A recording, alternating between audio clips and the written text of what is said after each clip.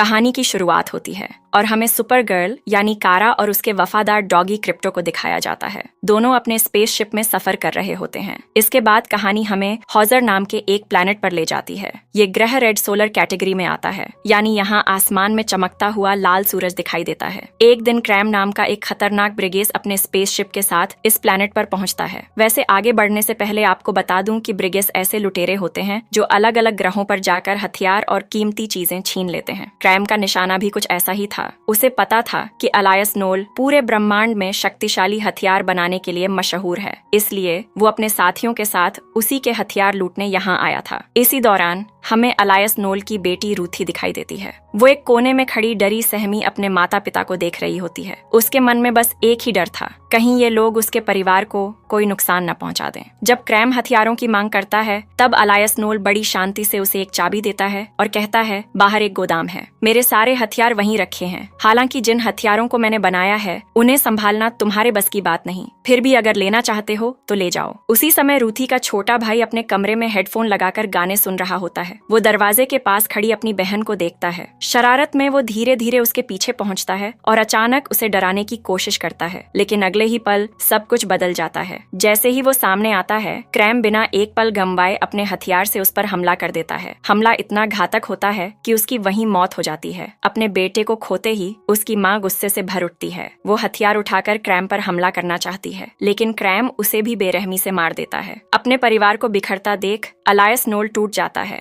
आखिरी कोशिश के तौर पर वो तुरंत एक बम सक्रिय कर देता है। कुछ ही सेकंड बाद बाहर खड़े क्रैम के स्पेसशिप में जबरदस्त धमाका होता है और उसका जहाज पूरी तरह तबाह हो जाता है। इसके बाद अलायस नोल खुद भी क्रैम पर हमला करता है, लेकिन वो भी उसे रोक नहीं पाता। क्रैम उसे भी मौत के घाट उतार देता है। अब पूरे परिवार में सिर्फ रूथी ही जिंदा बचती है। वो चाहकर भी कुछ नहीं कर पाती, क्योंकि उसे पता था कि अगर उसने जरा सी भी हरकत की तो अगला नंबर उसी का होगा। उसकी आंखों के सामने उसका पूरा परिवार खत्म हो चुका था। उसके दिल में दर्द भी था और बदले की आग भी। उसी पल वो तय कर लेती है कि एक दिन वो क्रैम से अपने परिवार का बदला जरूर लेगी। दूसरी तरफ कहानी हमें इवेली नाम के एक प्लैनेट पर ले जाती है। यहाँ कारा अपने प्यारे साथी क्रिप्टो के साथ अपना जन्मदिन मना रही होती है। जन्मदिन का आनंद लेने के लिए वो इस प्लैनेट पर आई थी और एक क्लब में खुलकर जश्न मना रही थी। कुछ देर बाद उसी क्लब में रूथी की एंट्री होती है। वो वहाँ मौजूद सभी लोगों से कहती है, मैं यहाँ सिर्फ एक मकसद लेकर आई हूँ। ब्रिगेस ने मेरे पूरे परिवार को मुझसे छीन लिया है। अब मुझे क्राइम को खत्म करके उनका बदला लेना है। इसके लिए मुझे एक ऐसे बहादुर जासूस की जरूरत है जो मेरा साथ दे सके। इसके बदले में वो सबके सामने एक बेहद कीमती तलवार दिखाती है और कहती है, ये तलवार मेरे पिता अलायस नोल की बनाई हुई है। जो मेरा साथ देगा ये तलवार उसी की होगी। जैसे ही लोग अलायस नोल का नाम सुनते हैं, सबकी नजरें उस तलवार पर टिक जाती हैं। तभी भीड़ में मौजूद एक एलियन अचानक आगे बढ़ता है, रूथी के हाथ से तलवार छीन लेता है और वहाँ से भागने लगता है। ये सब देखकर कारा को बिल्कुल अच्छा नहीं लगता।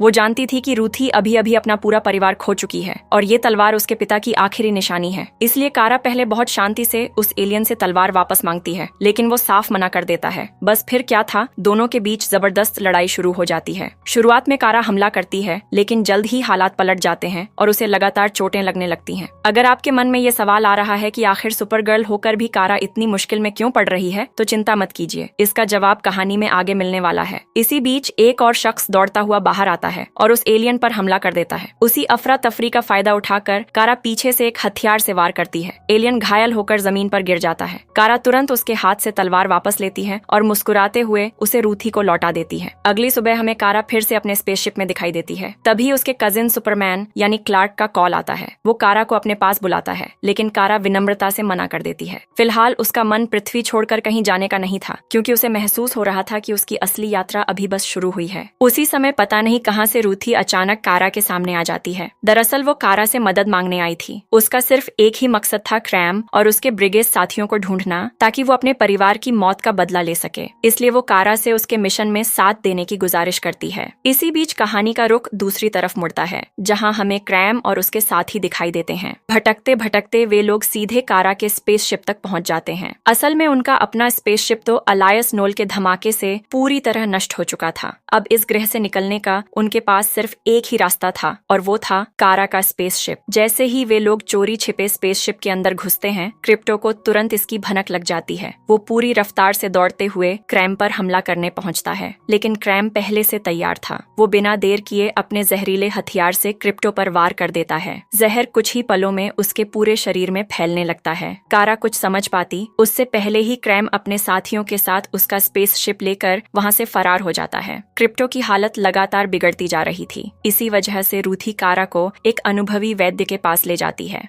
जांच करने के बाद वैद्य एक बेहद डरावनी बात बताती है। वो कहती है क्रिप्टो के शरीर में जहर तेजी से फैल रहा है। धीरे धीरे उसका शरीर सिकुड़ने लगेगा और आखिर में दम घुटने की वजह से उसकी मौत हो जाएगी। ये सुनकर कारा के पैरों तले जमीन खिसक जाती है, लेकिन वैद्य एक उम्मीद भी देती है। वो बताती है कि क्रिप्टो के पास अभी सिर्फ 3 दिन का समय बचा है। इस जहर का इलाज केवल ब्रिगेनियंस के पास मौजूद एंटीडोट से ही संभव है और वो एंटीडोट हमेशा क्रैम अपने साथ रखता है। समस्या ये थी कि क्रिप्टो को यहाँ से ले जाना भी मुमकिन नहीं था, क्योंकि जरा सी हलचल से जहर और तेजी से फैल सकता था। उधर क्रैम इस ग्रह को छोड़कर जा चुका था, यानी अब कारा को हर हाल में समय रहते उसके पीछे जाना होगा और एंटीडोट वापस लाना होगा। तभी रूथी कहती है, मुझे भी अपने साथ ले चलो। तुम एंटीडोट हासिल कर लेना और मैं क्रैम को खत्म करके अपने परिवार का बदला ले लूंगी। लेकिन कारा शांत आवाज में जवाब देती है, मुझे तुम्हारे दर्द का एहसास है, लेकिन अभी मेरी पहली जिम्मेदारी क्रिप्टो की जान बचाना है। मैं तुम्हारे बदले की वजह से अपने दोस्त को नहीं खो सकती। तुम यहीं रहो और मेरे लौटने तक क्रिप्टो का ख्याल रखो। इतना कहकर कारा अकेले ही अपने सफर पर निकल पड़ती है। कुछ देर बाद वो एक स्पेस ट्रांजिट स्टेशन पहुंचती है और दूसरी दुनिया में जाने वाली बस का इंतजार करने लगती है। थोड़ी ही देर में एक विशाल इंटरप्लैनेटरी बस वहां आकर रुकती है। इसी तरह की बसों से अलग अलग ग्रहों के बीच यात्रा की जाती थी। शुरुआत में सफर बिल्कुल सामान्य चल रहा था, लेकिन अचानक कारा की नजर पीछे बैठी रूथी पर पड़ती है। रूथी चुपके से उसका पीछा करते हुए उसी बस में सवार हो गई थी। दोनों कुछ समझ पाते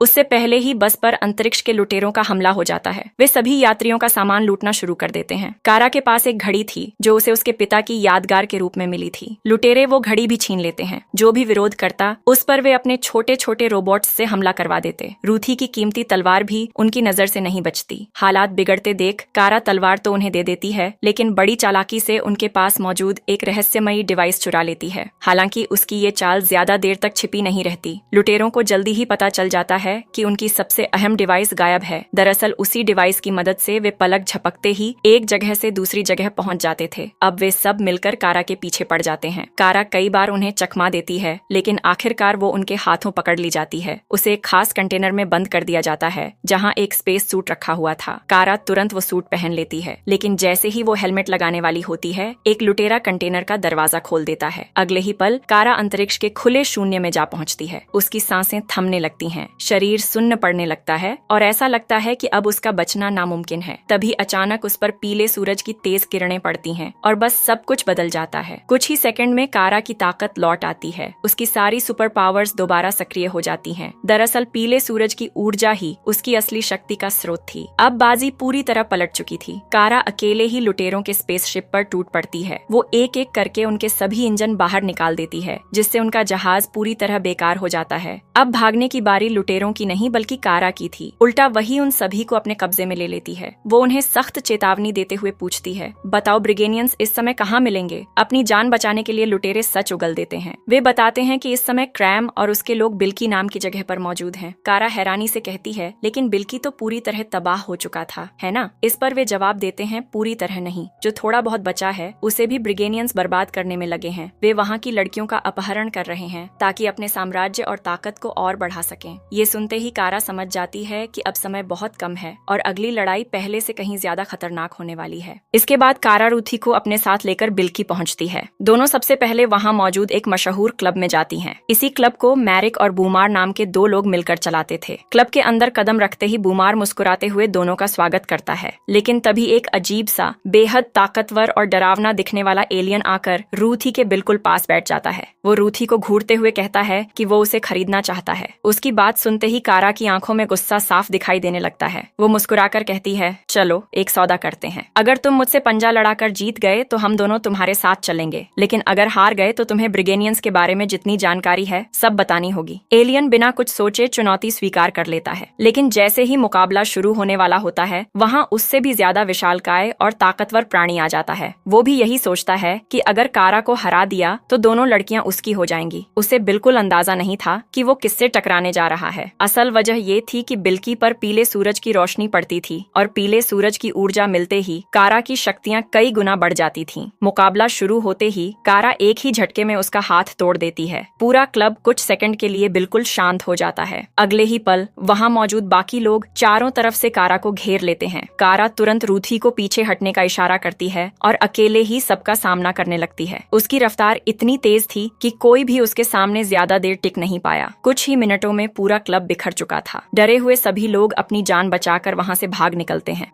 तब बूमार धीरे से कारा के पास आता है और कहता है, मेरा एक दोस्त है, उसे ब्रिगेनियंस के बारे में काफी कुछ पता है, शायद वही तुम्हारी मदद कर सके। उसी क्लब में काफी देर से नोबो नाम का एक रहस्यमयी आदमी भी बैठा हुआ था। दिलचस्प बात ये थी कि वो भी ब्रिगेनियंस को ढूंढ रहा था। वजह क्या थी ये किसी को नहीं पता, लेकिन इतना साफ था कि वो भी क्रैम को जिंदा नहीं छोड़ना चाहता था। शायद उसके पीछे कोई पुरानी दुश्मनी छिपी हुई थी। जब उससे ब्रिगेनियंस के बारे में पूछा गया तो उसने अनजान बनते हुए साफ इनकार कर दिया और कुछ ही देर बाद वहाँ से चला गया। उसके जाने के बाद बूमार कारा से कहता है, अगर तुम्हें सच जानना है तो मेरे साथ चलो, मेरा दोस्त तुम्हें सब कुछ बताएगा। इसके बाद वो चुपचाप कारा और रूथी को अपने घर की तरफ ले जाने लगता है। रास्ते में कारा की नजर एक ऐसे एलियन पर पड़ती है जिससे बूमार चोरी छिपे बातें कर रहा था। उस समय तो ये बात मामूली लगती है, लेकिन आगे चलकर यही एलियन कहानी में अहम भूमिका निभाने वाला था। घर पहुंचकर बूमार दोनों को एक सुरक्षित कमरे में आराम करने के लिए कहता है। कुछ देर बाद माहौल थोड़ा शांत होता है। तभी रूथी उत्सुकता से कारा से पूछती है, पृथ्वी कैसी है? कारा हल्की मुस्कान के साथ जवाब देती है, मैं पृथ्वी की रहने वाली नहीं हूँ, मेरा असली घर क्रिप्टोन है।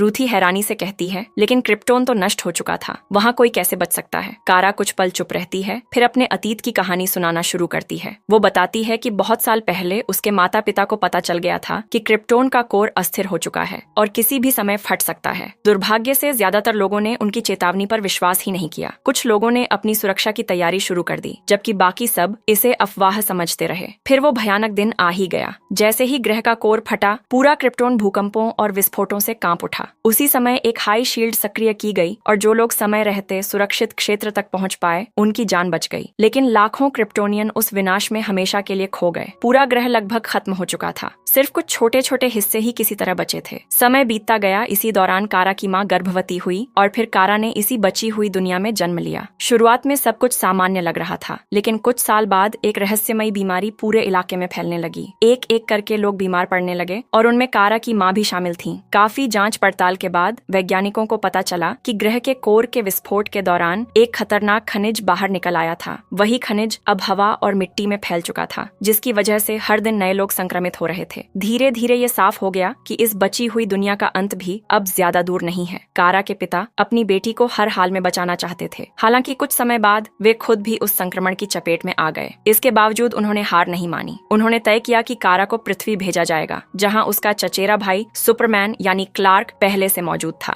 विदा करने से पहले उन्होंने कारा से कहा, तुम साधारण नहीं हो कारा, तुम्हारे अंदर भी वही क्षमता है जो क्लार्क में है। पृथ्वी पर तुम्हें एक नई जिंदगी मिलेगी। अपनी शक्तियों का इस्तेमाल हमेशा लोगों की रक्षा के लिए करना और कभी उम्मीद मत छोड़ना। उधर कारा की माँ की हालत लगातार बिगड़ती चली गई। आखिरकार वो इस बीमारी से हार गई। उनकी मौत के बाद पूरा क्रिप्टोन जैसे और भी ज्यादा वीरान हो गया। हर दिन कोई न कोई उस रहस्यमयी वायरस का शिकार बन रहा था। अपने ग्रह की बिगड़ती हालत देखकर कारा के पिता समझ चुके थे कि अब वहां रुकना सुरक्षित नहीं है। इसलिए उन्होंने अपनी बेटी को बचाने का सबसे कठिन फैसला लिया। उन्होंने पहले से ही एक छोटा सा स्पेसशिप तैयार कर रखा था, ताकि समय आने पर कारा को इस मरती हुई दुनिया से दूर भेजा जा सके। विदा होने से पहले उन्होंने अपनी सबसे अनमोल निशानी, एक खास घड़ी कारा के हाथ में रखी और भावुक होकर कहा, इसे हमेशा अपने पास रखना, ये तुम्हें हमारी याद दिलाती रहेगी। कुछ ही पलों बाद कारा उस स्पेसशिप में बैठती है और उसके पिता भारी मन से उसे पृथ्वी की ओर रवाना कर देते हैं। यही था कारा के जीवन का सबसे दर्दनाक अध्याय। आज भी जब वो उन दिनों को याद करती है तो उसकी आंखें नम हो जाती हैं। आखिर उसने सिर्फ अपने माता पिता ही नहीं बल्कि अपना पूरा ग्रह खो दिया था। खैर, यादों से बाहर निकलने के बाद कारा नीचे आती है और बूमार से पूछती है, तुम्हारा वो दोस्त आखिर कब आने वाला है? बूमार उसे शांत रहने के लिए कहता है और एक ड्रिंक ऑफर करता है। इसी दौरान कारा उत्सुकता से पूछती है, तुम्हारा दोस्त ब्रिगेनियंस के बारे में इतना कैसे जानता है? इस पर मैरिक गहरी सांस लेते हुए कहती है, है, वे लोग अक्सर यहाँ आते हैं और इस जगह की लड़कियों का अपहरण करके ले जाते हैं। इतना सुनते ही अचानक कारा को अजीब महसूस होने लगता है। उसकी आंखें भारी पड़ने लगती हैं, सिर चकराने लगता है और उसके कदम लड़खड़ाने लगते हैं। तभी उसे एहसास होता है कि जिस ड्रिंक को उसने अभी पिया था उसमें जहर मिलाया गया था। वो गुस्से में पूछती है, तुम लोगों ने मेरे साथ ऐसा क्यों किया? मैरिक रोते हुए सच बता देती है, उन्होंने मेरी बेटी का अपहरण कर लिया है। उन्होंने वादा किया है कि अगर हम तुम्हें उनके हवाले कर देंगे तो वे मेरी बेटी को छोड़ देंगे। कारा तुरंत पास रखा दूध पी लेती है, क्योंकि उसे पता था कि इससे जहर का असर कुछ हद तक कम किया जा सकता है। लेकिन तभी बाहर से एक जोरदार धमाका सुनाई देता है। क्रैम अपने स्पेसशिप के साथ वहां पहुंच चुका था। उसका असली मकसद कारा को पकड़ना था। वो बिना कोई समय गंवाए हमला कर देता है। हालांकि जैसे तैसे कारा की हालत संभलने लगती है, वो पूरी ताकत से पलटवार करना शुरू कर देती है। सबसे पहले वो रूथी को सुरक्षित बाहर निकालती है, लेकिन तभी क्रैम और उसके साथी वहां मौजूद कई लड़कियों को जबरन अपने साथ ले जाने लगते हैं।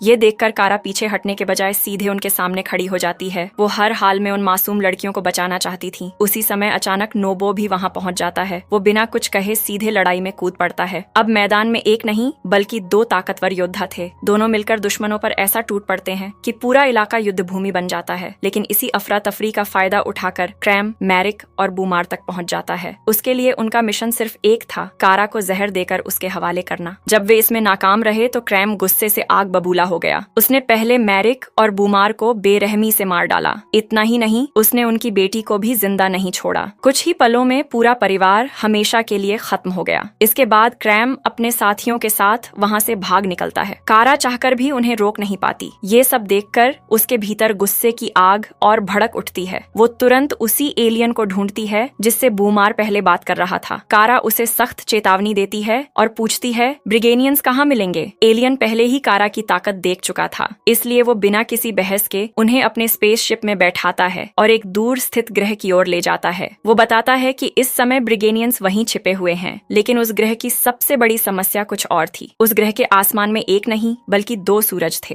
पहला पीला सूरज और दूसरा हरा सूरज। जैसे ही पीला सूरज डूबता, हरा सूरज उग आता और क्रिप्टोनियन जाति के लिए हरे सूरज की किरणें बेहद घातक मानी जाती थीं। वे उनकी शक्तियां छीन लेती थीं, यहाँ तक कि उनकी जान भी ले सकती थीं। जैसे ही हरे सूरज की रोशनी कारा पर पड़ती है, उसकी ताकत पल भर में खत्म होने लगती है। वो लड़खड़ाती है और फिर बेहोश होकर जमीन पर गिर पड़ती है। स्पेसशिप वहां से उड़ने ही वाला था कि तभी कोई चुपके से बाहर निकलता है। वो बेहोश कारा को उठाकर पास की एक गुफा में ले जाता है। कुछ समय बाद जब कारा की आंख खुलती है तो वो हैरान रह जाती है। जिसने उसकी जान बचाई थी वो कोई और नहीं बल्कि रूथी थी। दरअसल रूथी चोरी छिपे उसी स्पेसशिप में सवार हो गई थी। कमजोर आवाज में कारा कहती है, अगर मैं ज्यादा देर तक हरे सूरज की रोशनी में रही तो शायद जिंदा नहीं बचूंगी। मुझे बिल्कुल अंदाजा नहीं था कि इस ग्रह के 2 सूरज हैं। ये सुनते ही रूथी तुरंत पानी लाने बाहर निकल जाती है, लेकिन जैसे ही वो पानी भर रही होती है, पीछे से कोई रहस्यमयी शख्स उस पर हमला कर देता है। जब उसकी आंख खुलती है तो वो खुद को एक जेल की कोठरी में बंद पाती है। वहीं उसकी मुलाकात फिर से नोबो से होती है। रूथी उससे कहती है, मुझे पता है कि तुम भी ब्रिगेनियंस को खत्म करना चाहते हो। हमारा मकसद एक ही है। मैं भी क्रैम से अपने परिवार का बदला लेना चाहती हूँ। नोबो हल्की मुस्कान के साथ जवाब देता है, मुझे पकड़ना इतना आसान नहीं था। मैंने जानबूझकर खुद को गिरफ्तार होने दिया क्योंकि मुझे सीधे क्रैम तक पहुंचना था। कुछ देर बाद जेल का दरवाजा खुलता है। क्रैम अंदर आता है, रूथी की तरफ घूर कर देखता है और ठंडी आवाज में पूछता है, तुम्हारी वो साथी आखिर है कहाँ? क्रैम रूथी के सामने खड़ा होकर ठंडी आवाज में कहता है, ज्यादा देर तक हरे सूरज की रोशनी में कारा जिंदा नहीं बच पाएगी। अभी भी समय है, मुझे बता दो कि वो कहाँ छिपी हुई है। अगर तुमने सच बता दिया तो मैं तुम्हें माफ कर दूंगा और यहाँ से जाने भी दूंगा। लेकिन रूथी बिना डरे उसकी आंखों में देखती है और जवाब देने के बजाय उसके चेहरे पर थूक देती है।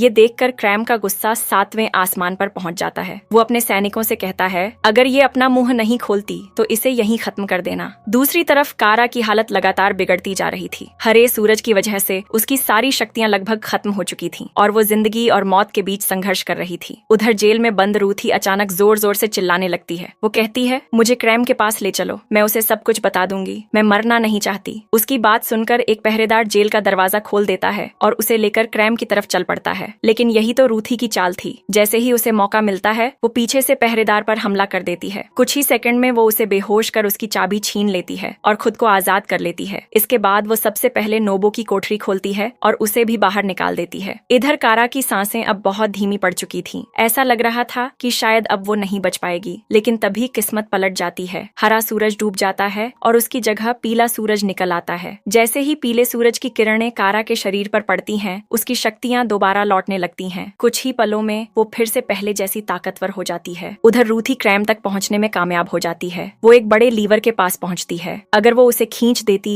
तो पूरा ठिकाना तबाह हो सकता था, लेकिन लीवर तक हाथ पहुंचने से पहले ही क्रैम उसे देख लेता है। वो बिजली की रफ्तार से आगे बढ़ता है और रूथी को पकड़ लेता है। फिर उसी की तलवार उठाकर उसे खत्म करने की तैयारी करता है। तभी कारा तूफान की तरह वहां पहुंचती है। वो सीधे क्रैम पर हमला कर देती है और दोनों के बीच जबरदस्त लड़ाई शुरू हो जाती है। क्रैम के कई सैनिक इस भिड़ंत में मारे जाते हैं, लेकिन लड़ाई के दौरान क्रैम को एक मौका मिल जाता है। वो अपने जहरीले हथियार से कारा पर कई वार करता है। जहर एक बार फिर उसके शरीर में फैलने लगता है और उसकी ताकत कमजोर पड़ने लगती है। इतने में क्रैम का एक सैनिक कारा को खत्म करने के लिए आगे बढ़ता है, लेकिन ठीक उसी समय नोबो बीच में आ जाता है और एक ही वार में उस सैनिक को ढेर कर देता है। नोबो की मदद से कारा को संभलने का मौका मिल जाता है। वो अपनी बची हुई ताकत समेटकर क्रैम पर जोरदार हमला करती है। उधर नोबो पूरे जहाज में विस्फोटक सक्रिय कर देता है। कुछ ही क्षणों में पूरे जहाज में एक के बाद एक धमाके होने लगते हैं। विशाल स्पेस शिप टूटकर बिखरने लगता है और उसका मलबा समुद्र की ओर गिरते हुए एक ऊंचे पहाड़ से जा टकराता है। चारों तरफ मलबा ही मलबा गिरने लगता है। रूथी और क्रैम अपनी जान बचाने के लिए भागते हैं। आखिरी पल में कारा रूथी को सुरक्षित बाहर निकाल लेती है, लेकिन क्रैम भारी मलबे के नीचे दब जाता है। उसी दौरान कारा को पता चलता है कि जिन महिलाओं का अपहरण किया गया था वे अभी भी जहाज के अंदर फंसी हुई हैं। बिना एक पल गंवाए वो दोबारा अंदर चली जाती है। अपनी सुपर ताकत का इस्तेमाल करते हुए वो एक एक करके सभी महिलाओं को सुरक्षित बाहर ले आती है। इधर क्रैम किसी तरह मलबे से निकल आता है और फिर से रूथी पर हमला करने की कोशिश करता है, लेकिन इस बार कारा उसे कोई मौका नहीं देती। वो पूरी ताकत के साथ उस पर टूट पड़ती है। कुछ ही मिनटों में क्रैम बुरी तरह घायल हो जाता है। इसके बाद कारा उसके बचे हुए सभी सैनिकों को भी हरा देती है। अब क्रैम बिल्कुल अकेला था।